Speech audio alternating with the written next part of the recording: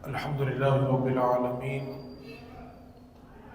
أما بعد، قال الله تبارك وتعالى في القرآن المجيد والفرقان الحميد: يا أيها الذين آمنوا كتب عليكم الصيام كما كتب على الذين من قبلكم لعلكم تتقون. صدق اللہ مولانا العظیم. سارے بھائی مل کے پڑھ لیں: بلغ العلا بکمالہ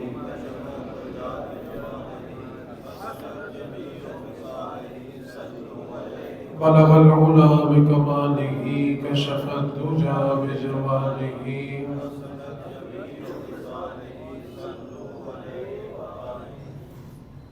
نبی پاک صلی اللہ علیہ وسلم نے ارشاد فرمایا: جمعے کے دن جو میرا امتی مجھ پہ درود پڑھتا ہے، میں اس کا درود اپنے کانوں سے خود سماعت فرماتا ہوں.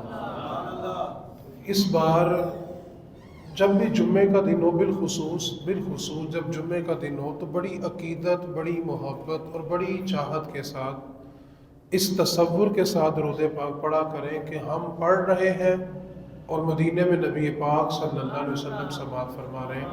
محبت کے ساتھ پڑھیں: بلغ العلا بکمالہ.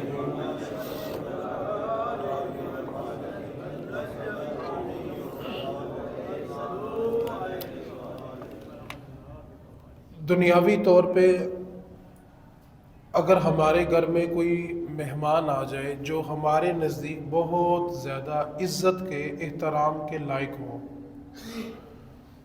دنیاوی طور پر اگر اس کو سمجھیں، دنیاوی طور پہ تو بیٹی کا جس گھر میں رشتہ کیا جاتا ہے، اگر شادی سے پہلے اس کے سسرال والے آ جائیں، یا جس گھر میں بیٹے کا رشتہ کیا ہے اس کے سسرال والے آ جائیں شادی سے پہلے، تو ہم اپنے گھر کا ایک ایک کونا صاف ستھرا رکھتے ہیں کہ کوئی چیز ان کو ایسی نظر نہ آئے جس کی وجہ سے ہمارے بچوں کو مشکلات ہوں. اللہ نہ کرے بیٹی کے رشتے سے انکار ہو جائے، تو ہم اپنے گھر میں ایک ایک کونے کی بڑی اچھے طریقے کے ساتھ صفائی کرتے ہیں، کیونکہ جس گھر میں بیٹی کا ہاتھ دیا ہے، رشتہ دیا ہے، انہوں نے آنا ہے. اور جو دینی طبقہ ہوتا ہے، اس کا جو استاد ہوتا ہے یا اس کا کامل شیخ ہوتا ہے، اگر وہ آ جائے تو وہ بھی اپنے گھر کی بڑی دیکھ بھال کرتا ہے کہ میرا جو استاد ہے یا جس نے مجھے دین پہ لگایا، جس نے میرے دل میں دین کی محبت پیدا کی، وہ میرے گھر آ رہا ہے. تو بندہ اس کا بڑا اہتمام کرتا ہے. دوسری صورت یہ ہوتی ہے کہ وہ خود تو نہیں آ رہا، لیکن اس نے ٹیلی فون کر دیا کہ یار تمہارے شہر میں میرا مہمان آیا ہوا ہے، تو وہ 2-4 گھنٹوں کے لیے تمہارے گھر آئے گا، تو ذرا اس کی اچھی طرح دیکھ بھال کرنا. اب یہ جو بندہ ہوتا ہے اس مہمان کے دائیں بائیں آگے پیچھے گھومتا ہے اور بار بار ایک ہی چیز پوچھتا ہے: آپ کو کچھ اور تو نہیں چاہیے؟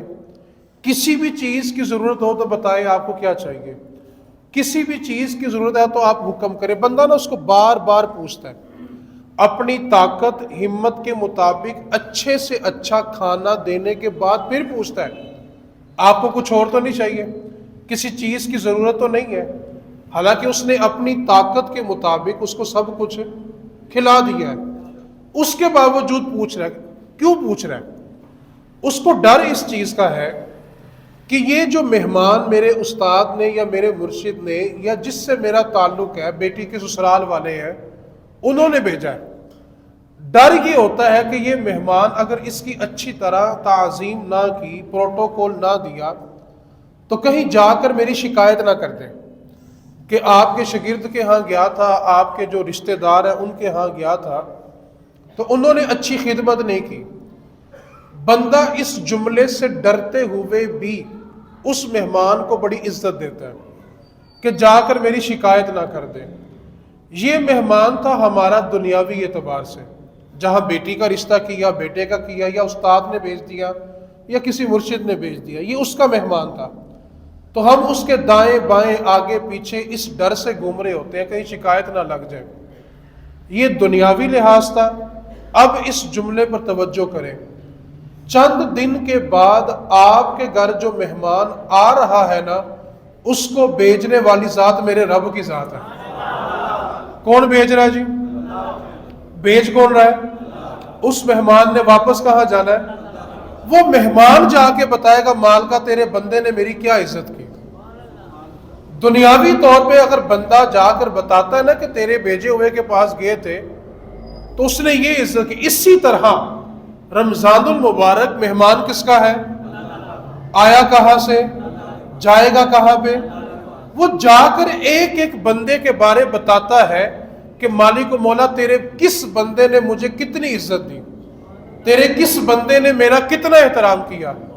آپ مجھے بتائیں ایمانداری کے ساتھ، ایمانداری سے جملہ بولنا ہے، ڈنڈی نہیں مارنی، بیٹی کے سسرال والے شادی سے پہلے آئے تو کتنی کی دیکھ بھال ہوتی ہے؟ کچن سے اونچی آواز بھی برتن کی آ جائے نا تو مرد ڈرائنگ روم میں بیٹھ کے گور رہا ہوتا ہے کہ یہ آوازیں کیوں آ رہی ہیں۔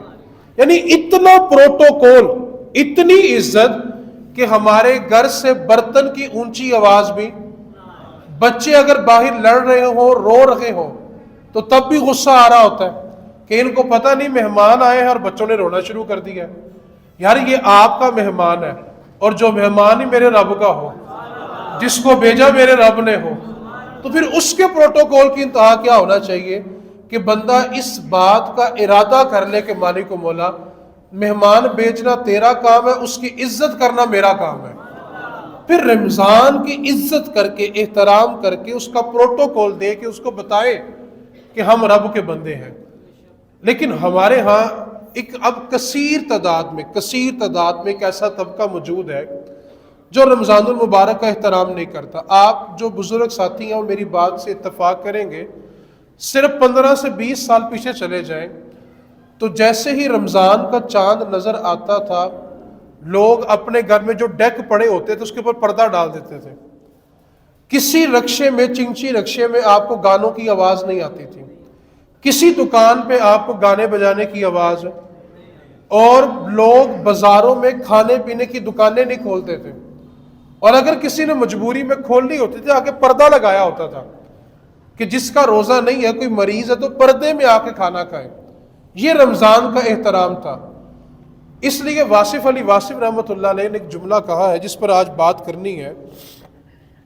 واصف علی واصف رحمۃ اللہ علیہ فرمانے لگے کہ تمہاری زندگی میں جتنا اللہ کا حصہ ہے، تمہاری زندگی میں، پھر بولے جی، اس کی کائنات میں اتنا تمہارا حصہ ہے۔ ہماری زندگی محدود ہے، اس کی بنائی ہوئی چیزیں لامحدود ہیں، ہم اس کو شمار ہی نہیں کر سکتے۔ وہ صرف اسی کی شمار میں ہے کہ اس نے کیا کیا پیدا کر دیا۔ انسان کے لحاظ سے لامحدود ہے، اللہ کے لحاظ سے محدود ہے۔ لیکن آپ مجھے بتائیں کہ ہم اپنی زندگی میں اپنے رب کو کتنا حصہ دے رہے ہیں؟ ہم اپنی زندگی میں رب رسول کو کتنی ترجیح دے رہے ہیں؟ تو سب سے پہلا کام آپ نے یہ کرنا ہے کہ جو مہمان آپ کے دروازے پہ دستک دینے والا ہے اس کا آپ نے احترام کرنا ہے۔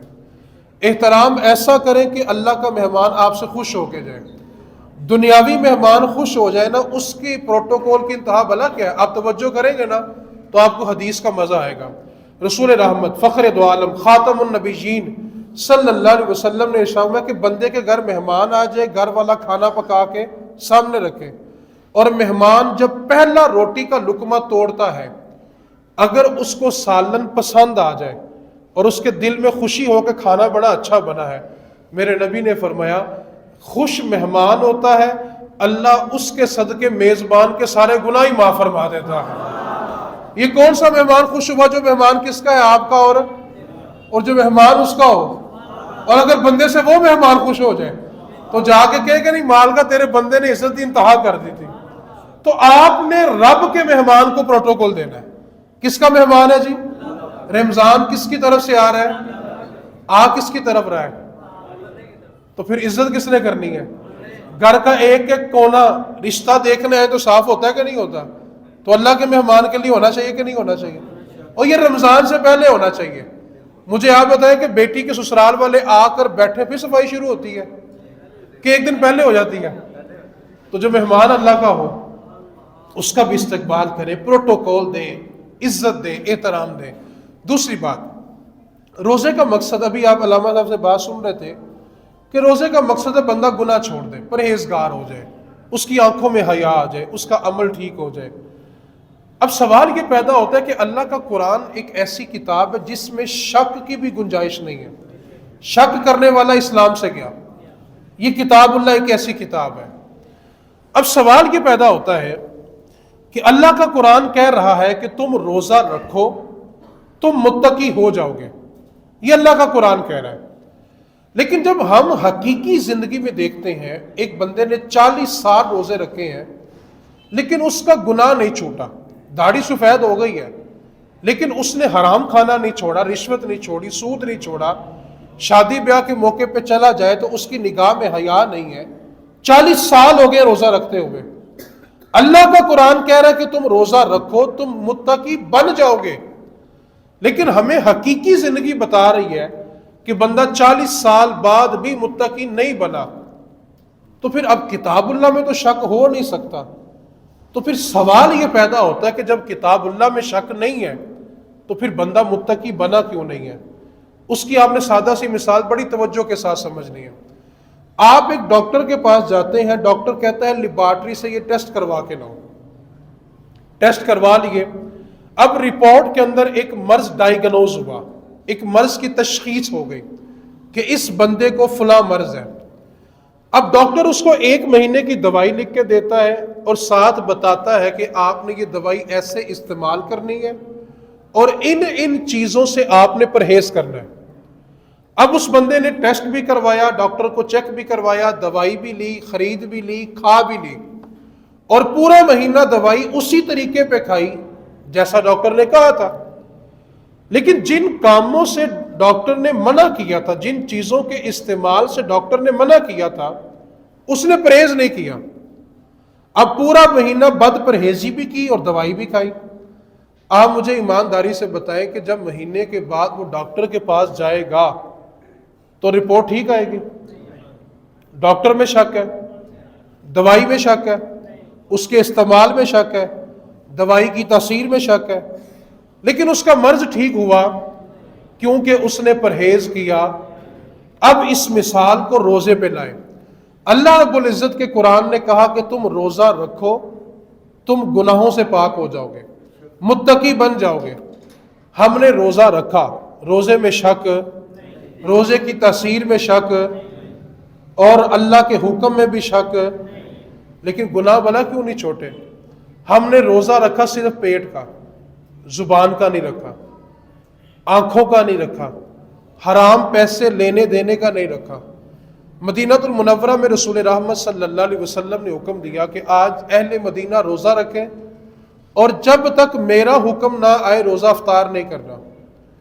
افطاری کے قریب تھا کہ نبی پاک صلی اللہ علیہ وسلم کی بارگاہ میں ایک صحابی حاضر ہوئے اور عرض کرنے لگے، اللہ کے محبوب، مدینہ میں 2 عورتیں ہیں جنہوں نے آپ کے حکم پہ روزہ رکھا تھا، اب وہ شرم کے باعث آپ کی مجلس میں حاضر نہیں ہو پا رہی، تو وہ روزہ کھولنے کی اجازت مانگ رہی ہیں۔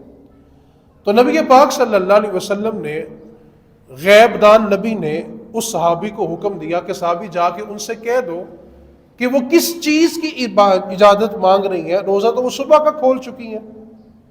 اب صحابی رسول صلی اللہ علیہ وسلم نے پیغام سنا، جا کے سنا دیا کہ نبی پاک صلی اللہ علیہ وسلم فرما رہے ہیں کہ تم نے روزہ رکھا ہی کب ہے، تم تو روزہ کھول چکی ہو، اب کس چیز کی اجازت مانگ رہی ہو؟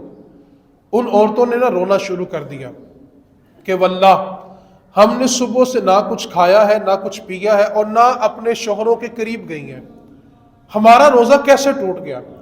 اب صحابی رسول نے آ کے پھر عرض کیا، اے نبی صلی اللہ علیہ وسلم، وہ کہہ رہی ہے کہ ہم نے صبح سے کچھ کھایا بھی نہیں ہے، پیا بھی نہیں ہے، اور اپنے شوہر کے قریب بھی نہیں گئی، تو ہمارا روزہ کیسے ٹوٹ گیا؟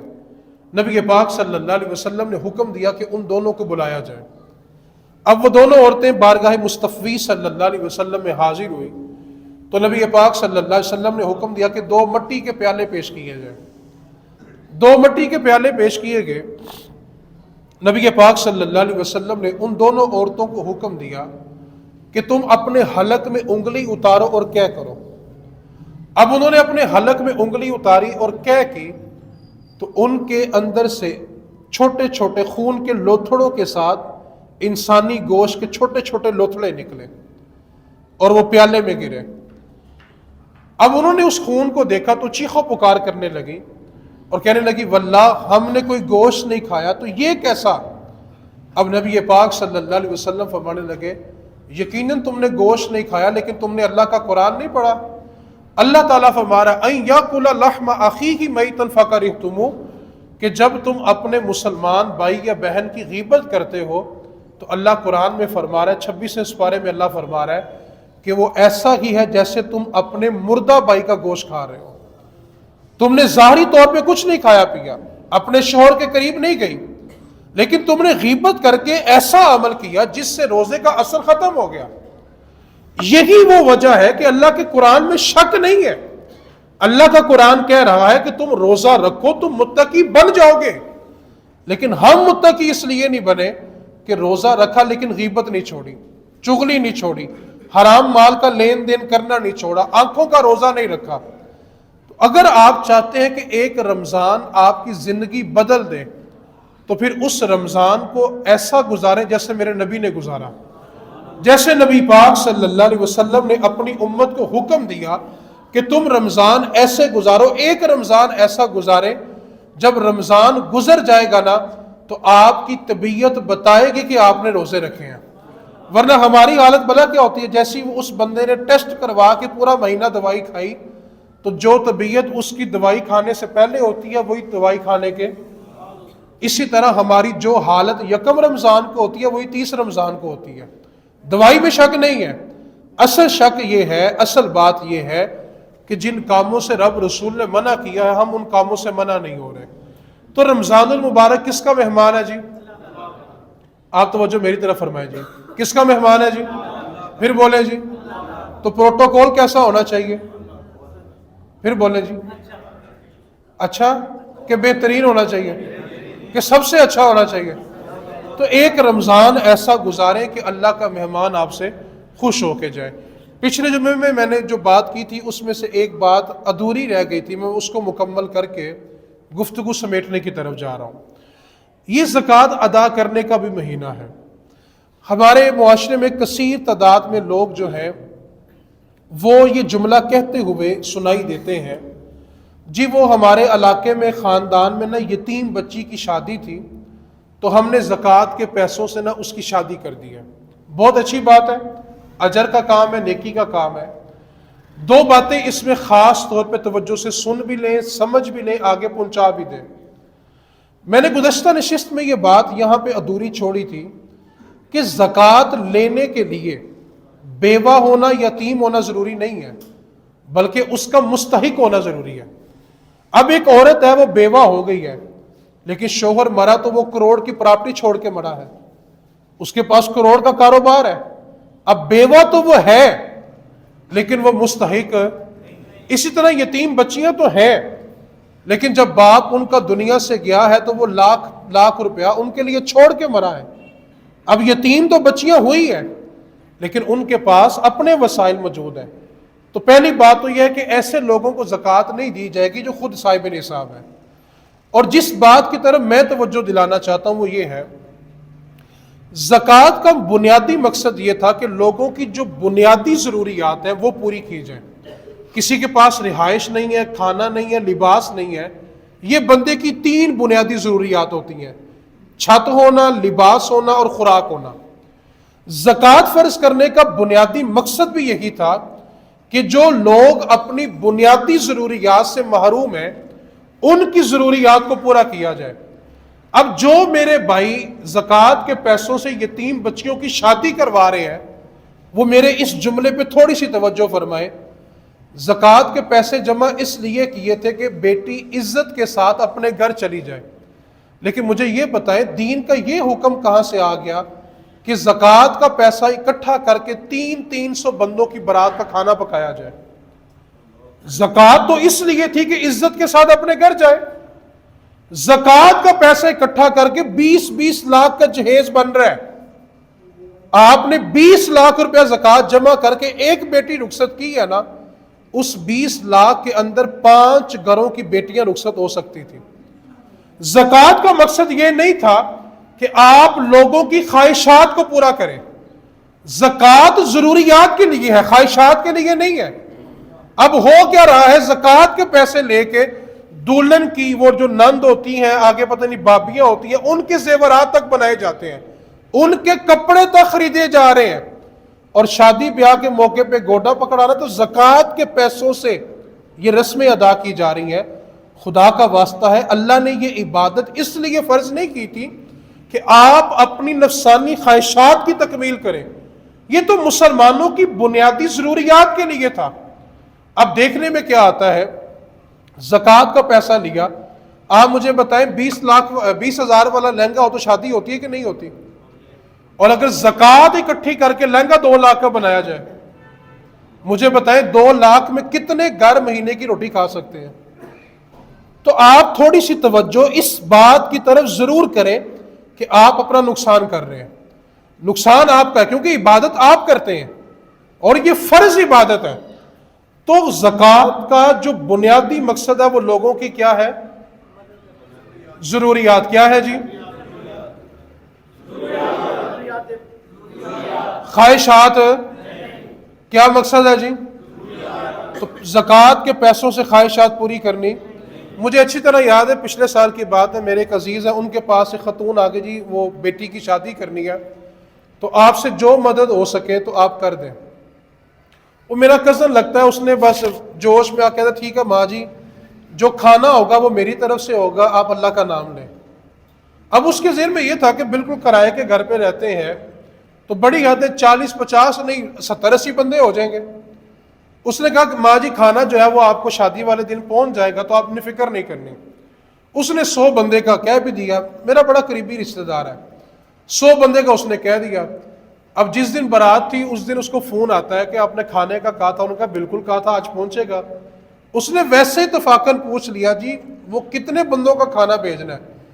پیغام ملا جی 350 بارات ہے، 150 بندہ مارا ہے.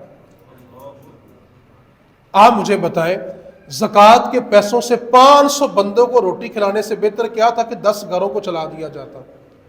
دوسرا پیغام زکوٰۃ دینے والوں کے لیے. زکوٰۃ دینے کا ہمارے بر صغیر میں ایک ٹرینڈ چل پڑا ہے راشن تقسیم کرنے کا. اچھی بات ہے، کوئی منع نہیں ہے، بہت اچھی بات ہے، صدقہ بھی ہے، زکوٰۃ بھی ہے، اجر بھی ہے، ثواب بھی ہے. لیکن ایک بات کو یاد رکھیں، سارے محلے کا رزق آپ کے ذمے نہیں ہے. یہ اللہ کا فرمان ہے وَمَا مِن دَابَّةٍ فِي الْأَرْضِ إِلَّا عَلَى اللَّهِ رِزْقُهَا. زمین میں ایک چپایا بھی اللہ نے ایسا پیدا نہیں کیا جس کا رزق اللہ نے اپنے ذمہ کرم پہ نہ رکھا ہو. ایک جانور بھی ایسا رب نے پیدا نہیں کیا جس کے رزق کی ذمہ داری اللہ نے اپنے ذمہ کرم پہ نہ لی ہو. آپ کی ذمہ داری سارے محلے میں راشن بانٹنا. پھر بولے جی آپ مجھے بتائیں 2000 کے راشن کے پیکٹ کے لیے جو بیوہ اور یتیم بچیوں کے ساتھ سلوک ہوتا ہے، میں صرف ایک جملہ کہہ کر آگے گزرنا چاہتا ہوں. اللہ نہ کرے، اللہ زندگی میں کبھی کسی کے ساتھ ایسا نہ کرے، اگر اس لائن میں لینے کے لیے ہماری بیٹی کھڑی ہو تو کیا خیال ہے جس طرح ہم دے رہے ہیں اپنی بیٹی کو کھڑا ہونے دیں گے؟ ہماری بہن کھڑی ہو، کبھی تصور بھی کیا ہے؟ آپ کے ذمہ سارے محلے کا رزق، آپ نے کیا کرنا؟ میں مشورہ دے سکتا ہوں، ایک گائیڈنر ان کے ناطے سے سمجھا سکتا ہوں کیونکہ آپ سننے کے لیے آتے ہیں. تو میرا مشورہ ہے آپ سے، علماء نے اور فقہاء نے یہ قول لکھا ہے کہ جس بندے کا کاروبار میں نقصان ہو گیا اور وہ زیرو پہ آ گیا اور مقروض ہو گیا، کوشش کی جائے کہ زکوٰۃ دے کے اس کاروباری بندے کو دوبارہ سٹینڈ کیا جائے. کیوں؟ آپ نے اپنی طاقت کے مطابق دیا راشن 10 گھروں میں، لیکن اگر ایک کاروبار سٹینڈ ہو جائے نا تو اس ایک بندے سے 10 گھروں کا گھر، 10 بندوں کا گھر پورے سال کے لیے، پوری زندگی کے لیے چل سکتا ہے. آپ نے کیا کرنا ہے؟ آپ کی زکوٰۃ بنی ہے 25,000 30,000 روپیہ، آپ نے 2,000 کے 12 پیکٹ بنوا لی ہیں. ایک مشورہ دینا چاہتا ہوں، آپ نے جو پیکٹ دیا وہ ایک ہفتے سے زیادہ نہیں چلتا، بڑی حد 10 دن، اس کے بعد ختم. اور اگر آپ اس 20,000 سے ایک چھوٹی سی ریڈی لے لیں 10-12 ہزار کی اور اس کے اوپر 10,000 کا پھل اس کو ڈلوا دیں، اور ایک بندے کے دروازے پہ جا کے جو پہلے آپ نے تحقیق کر لی ہو کہ بندہ ایماندار بھی ہے، محنت کرنا بھی چاہتا ہے، وسائل نہیں ہے، آپ اس کے دروازے پہ جا کے بڑی خاموشی کے ساتھ اس کو روزگار لگا دیں۔ اگر آپ اس کو 20,000 کا راشن دیں گے تو مہینے بعد بچنا، اور اگر 20,000 کی ریڑھی اور پھل دے دیا تو اس کا کاروبار کب تک چلے گا جی؟ تو پھر زکوٰۃ دینے کا مزہ آئے گا کہ نہیں آئے گا؟ تو تھوڑا سا اپنا رخ تبدیل کریں۔ زکوٰۃ دینی تو ہے نا، تو کوشش کریں کہ آپ کی وجہ سے کوئی مسلمان اپنے پاؤں پہ کھڑا ہو جائے، کچھ رسم و رواج سے باہر آئے۔ اور آخری دو پیغامات ہیں، اس کے لیے آپ کی توجہ آپ حضرات کی کہ نہیں ہے جی؟ کون سا مہینہ آ رہا ہے جی؟ اور رمضان کے آخری عشرے میں کیا ہوتا ہے؟ کیا ہوتا ہے جی؟ پھر کس کس کی تیاری ہے جی؟ انشاءاللہ پکی تیاری ہے جی؟ اچھا مجھے پہلے یہ بتائیں، آپ میں سے کوئی ایک بندہ ایسا ہو، کوئی ایک بندہ، میں کسی کا امتحان نہیں لے رہا، ویسے ہی اپنے طور پہ معلومات کے لیے سوال پوچھ رہا ہوں، اپنی معلومات کے لیے، کوئی ایسا بندہ ہو جس نے قرآن کریم کا پورا ترجمہ پڑھا ہو؟ کوئی نہیں ہے؟ اور اگر آپ کو آفر دی جائے کہ 27 دن کے اندر اندر آپ کو قرآن سمجھ آ جائے تو پھر کیا خیال ہے؟ مشکل کام ہے نا جی؟ چلے میں پہلے آپ کو ایک مثال دیتا ہوں، توجہ ہے آپ حضرات کی؟ موبائل کس کے پاس ہے؟ میرے کو ٹوٹا پڑ جائے گا، بولو تو صحیح یار، کس کے پاس ہے؟ اچھا آپ کو آپ کے کسی پیار کرنے والے نے میسج بھیجا ہے، آپ سے پیار کرنے والے نے، لیکن بھیجا ایسی زبان میں ہے جو آپ کو پڑھنی نہیں آتی، پیار آپ سے بڑا کرتا ہے، لیکن پیغام کس زبان میں آیا جو آپ کو آتی؟ ایمانداری سے بتانا ہے، میسج ڈیلیٹ کریں گے یا ایسا بندہ تلاش کریں گے جو پڑھ کے سنائے؟ ذرا آستہ بولو، آپ کو نظر لگ جانی ہے، اللہ تعالیٰ مدینے لے ہی جاوے، اچھی بولیا کرو یار۔ میسج ڈیلیٹ کریں گے کہ یا کسی کے پاس جائیں گے؟ کیونکہ پیغام کس کا ہے جو آپ سے ہے؟ اب مجھے بتائیں، بندوں سے بڑھ کے پیار کون کرتا ہے؟ کون کرتا ہے جی؟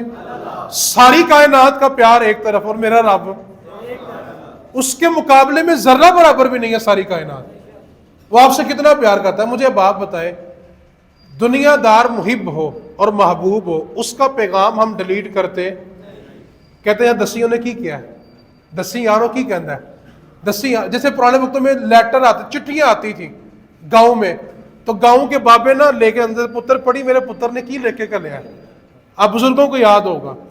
اب مجھے بتائیں، رب نے بھی آپ کے لیے پیغام بھیجا ہے قرآن کی صورت میں، آپ نے اس رمضان ایک کام ضرور کرنا ہے، توجہ سے سنیں گے تو سمجھ بھی آئے گا، عمل کرنے کا جی بھی چاہے گا۔ مجھے آپ بتائیں، ہم ساری زندگی قرآن پہ انگلیاں پھیرتے رہے ہیں، ساری زندگیاں، اور رمضان شروع ہوتے نا دوڑ لگتی ہے، اوہ تیرا قرآن کتنا ہو گیا، مکمل ہویا کہ نہیں ہویا؟ ایک بات کو توجہ سے سمجھ بھی لیں، عمل کے پیرے میں بھی آ جائے، سارا قرآن پڑھنا ناظرہ ایک پلڑے میں، اور قرآن کی صرف ایک آیت سمجھ کے اس پر عمل کرنا یہ افضل ہے۔ آپ مجھے بتائیں، 30 دن رمضان کے ہم روز صرف ایک آیت پڑھیں، کتنی جی؟ اور ارادہ کر لیں کہ آج کے بعد یہ برائی نہیں کرنی، 30 دن کے بعد 30 برائیاں چھوٹ جائیں، بندہ ولی بنتا ہے کہ نہیں بنتا؟ تو آپ کے اسی مسجد میں، اسی جگہ جہاں آپ بیٹھے ہوئے ہیں، 1 رمضان سے لے کے 27 رمضان تک جب قرآن پاک مکمل ہوگا، ہر روز نماز تراویح کے بعد امام صاحب نے جو قرآن پاک تراویح میں پڑھا ہوگا اس کا بالکل مختصر 30 سے 35 منٹ کے اندر خلاصہ کہ آپ نے آج تراویح میں سنا کیا ہے، 30 سے 35 منٹ میں اس کا کیا ہوگا جی؟ 27 رمضان تک آپ کو قرآن مجید کے جو اہم مضامین ہیں، جو اللہ تعالیٰ نے پیغامات بھیجے ہیں، انشاءاللہ میرے رب کی توفیق سے آپ کو سمجھ آ جائیں گے۔ اب مسئلہ یہ ہے کہ تراویحاں پڑھیے تو خلاصہ سنیے نا، اچھا تو تراویحاں بھی کوئی نہیں پڑھنی ہے، اور مہربانی کرو، مہربانی کرو، یہ گولڈن چانس ہے۔ آپ کو پتہ چل جائے نا کہ مالک نے کیا ہے کہ جڑا عید دے 3 دن کام کرے گا وہ دی تنخواہ ڈبل ہو جائے گی، اسی کہنا عید ملنا کہ رشتہ داروں نے پہلے کام تے کریے، سیلری تو ڈبل ہوئے۔ تو یہ رمضان کچھ اسی طرح کا گولڈن چانس ہے کہ کام تھوڑے دن کرنا ہے اور اجر ساری زندگی کا مل جانا ہے۔ تو خلاصہ قرآن کب بیان ہوگا جی؟ ہر روز نماز تراویح کے. پھر بولے جی آخری اعلان سماعت کر لیں. انشاءاللہ میرے اللہ کے فضل سے اور رسول رحمت صلی اللہ علیہ وسلم کی نگاہ کرم سے آپ کی اسی مسجد میں اجتماعی اعتکاف بھی ہوگا انشاءاللہ. کیا ہوگا جی؟ پچھلے سال کچھ اس طرح ہوا تھا کہ لوگ 20 رمضان کو مغرب تک بھی آتے رہے. ایک مجھے بات بتائیں، آپ گھر میں شادی کا فنکشن ہو، کوئی کبھی خوشی ہو، کسی کو بلانا ہو تو پہلے بندوں کا حساب لگاتے ہیں کہ نہیں لگاتے ہیں؟ بولے تو صحیح یار. ہم نے بھی لگانا ہے یار، ٹھیک، کیونکہ آپ کو پتا ہے کہ سحری افطاری آپ کو ادارے کی طرف سے دی جاتی ہے اور وہ آپ کے تعاون سے ہی ہوتی ہے. آپ سن کے حیران ہو جائیں گے، پہلی بار تاریخ میں ایسا ہوا تھا پچھلے سال رمضان میں اسی مسجد میں 10 دن کے اندر 7.5 لاکھ روپے اعتکاف پہ خرچ ہوا تھا. اور ایسی ڈشیں جو انہوں نے کبھی زندگی میں بھی نہیں کھائی تھی وہ بھی ان کو کھلائی تھی. ٹھیک ہے، تو آپ نے صرف ایک مہربانی کرنی ہے، 10 رمضان تک جنہوں نے بیٹھنا ہے وہ اپنی تصویر، اپنا نام اور اپنا شناختی کارڈ مہربانی کر کے جمع کروا دیں تاکہ ہم 10 رمضان تک دیکھ لیں کتنے احباب ہیں، تاکہ ہم اس کے مطابق انتظام کر سکیں. اتنا میں بتا دوں، جتنے بندے ہم نے بٹھانے کا سوچا ہے آدھے سے زیادہ بندوں نے نام لکھوا لیا ہوا ہے. اعلان آج ہو رہا ہے لیکن بندے پہلے بک ہیں. صرف چند گنتی کے بندے ہیں جو ہم نے اور چننے ہیں. مہمان آپ اللہ کے ہوں گے لیکن خدمت تو ہم نے کرنی ہے نا. تو آپ نے مہربانی کرنی ہے 10 رمضان تک اپنا نام بولو تو صحیح. پچھلی بار ایک محلے دار سے کہنا لے اسی محلے دار ہو کے جدو مرضی آئیے پنتاٹی مہربانی ہے یار. آپ نے خدمت کرنی ہے، آپ میزبان ہیں تو آپ نے کوشش کرنی ہے آپ کا جو بھی عزیز بیٹھ رہا ہے 10 رمضان سے پہلے آپ نے اپنا نام لکھ، کیونکہ ہم نے کارڈ بھی بنانا ہے، اس کو پرنٹ ہونے پہ بھی ٹائم لگنا ہے تاکہ ہم نے انتظامات بھی کرنی ہے. آخری بات یہ ہے، پچھلے سال ایک افطاری میں ایسا بھی ہوا تھا کہ کھانا ہم پکاتے ہیں 10 دن کا پورا اور یہ سارا اعتکاف فی سبیل اللہ ہے. صرف آپ نے آنا ہے، باقی ذمہ داری ہماری ہے. آپ نے صرف آنا ہے، ہر چیز آپ کو ملے گی. ہوا یہ تھا کہ افطاری کے ٹائم ہم نے کھانا بہت زیادہ مقدار میں پکایا ہوا تھا. ایک بندہ محلے دار آ گیا، اس نے کہا جی کھانا تو آج میں نے دینا، میں پکا کے لے آیا ہوں. تو میرا جو بھائی جو بھی خدمت کرنا چاہتا ہے، انتظامیہ حاجی سجاد صاحب ہیں، اعظم صاحب ہیں، آپ ان سے رابطہ کر لیں. کسی نے کھجور بھی دینی ہے نا تو مہربانی کریں وہ بتا دے، کیونکہ پچھلی بار 2 دن ایسا ہوا کہ ہمارا کھانا اتنا بچ گیا کہ ہمیں پوری گلی میں بانٹنا پڑا تھا. تو آپ کے تعاون سے ہی ہے، جو بندہ جو کرنا چاہتا ہے کم از کم بتا دے تاکہ ہم اس کے بعد جو بچ جائے اس کا انتظام کریں. تو 2 کام کون سے کرنے ہیں؟ کب تک آپ نے نام لکھوانا ہے جی؟ پھر بولے جی اس صبح سفارشاں کرنی ہے، اور جس نے جو بھی انتظام کرنا ہے وہ کب تک بتا دیں ہمیں. مہربانی کریں 10 رمضان تک وہ بھی بتا دیں تاکہ اس کے بعد ہم اپنا انتظام کر سکیں. اور خلاصہ قرآن کے لیے آپ کوشش کریں، آپ کے پاس ایک گولڈن چانس ہے. اللہ کریم ہمیں کتاب لا ریب سمجھ کے عمل کی توفیق عطا فرمائے. وما علینا الا البلاغ المبین.